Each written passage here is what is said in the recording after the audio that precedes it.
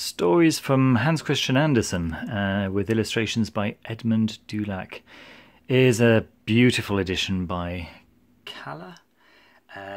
It sits a little bit taller than the sister book here, the Grimm's Fairy Tales, and that's because it is a faithful reproduction of the 1911 edition by Hodder and Stoughton.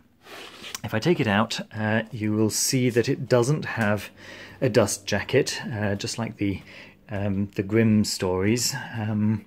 However, once again, that's really not a problem, because what you get is this beautiful front cover with the gold lettering on this nice, rich green cloth-bound board.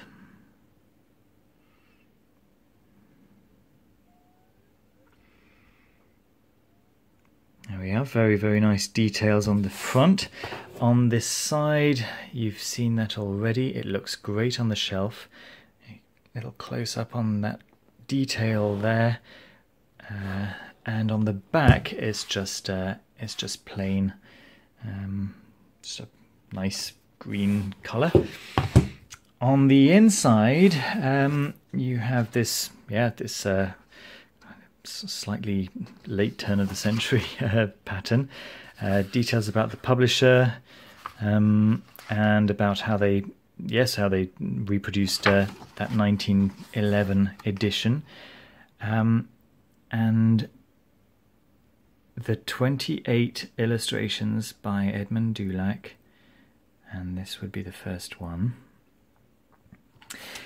The colours on these, I have to say, are a little bit faded, which is not really a problem. It kind of adds to the feeling of the edition. There we go. Originally published by Hodder and Stoughton, New York, 1911. And here is a table of the illustrations. So this is the only table of contents that you actually get, this list of illustrations. So if you wanted to know what stories are here, you get the Snow Queen, you get the Nightingale, the Real Princess, the Garden of Paradise, the Mermaid, the Emperor's New Clothes, and the Wind's Tale. Obviously, Hans Christian Andersen wrote a lot more stories than just these. I think the most notable omission here for me, it would be The Ugly Duckling. I would have been nice to have had that in this collection, but it wasn't in the original collection, so I guess it makes sense to not have it in this collection.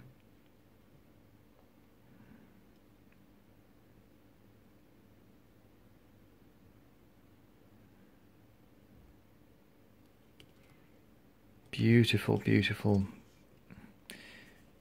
images, illustrations by Edmund Dulac.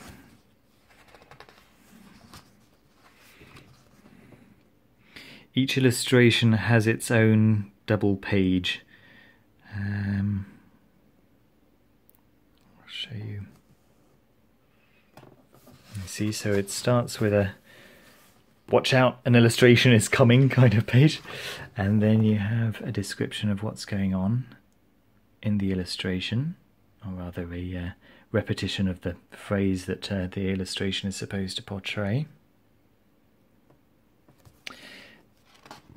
And then okay, you've seen the illustration now, back to the story.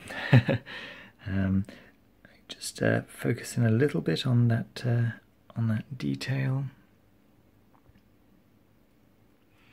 It's very, very beautiful. I mean, the attention to detail is great. The font is nice and large and easy to read, although I would say that contrary to the Grimm Tales, it may have been nice to have a few lesser illustrations, like little black and white illustrations. When I was reading these to my son, I have to admit, he got a little bit bored in between the illustrations. There are 6 to 8 quite large pages in between each illustration, and that can be quite long for a small child, but if you've got slightly older children, or if you're buying this book for yourself, of course, it's absolutely perfect.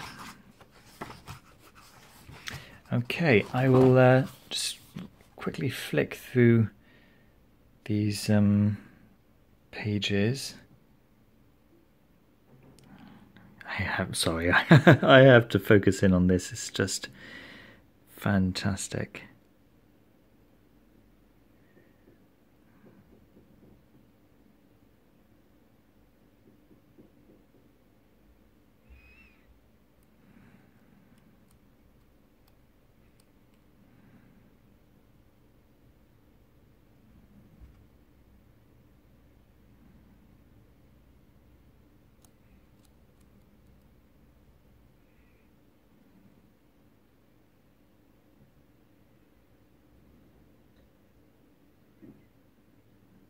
Yes, you don't get to see that much of this kind of quality in today's editions. I guess it's equal quality, just a different, very different style. I happen to love this style. It's very, very nice. Very Art Nouveau.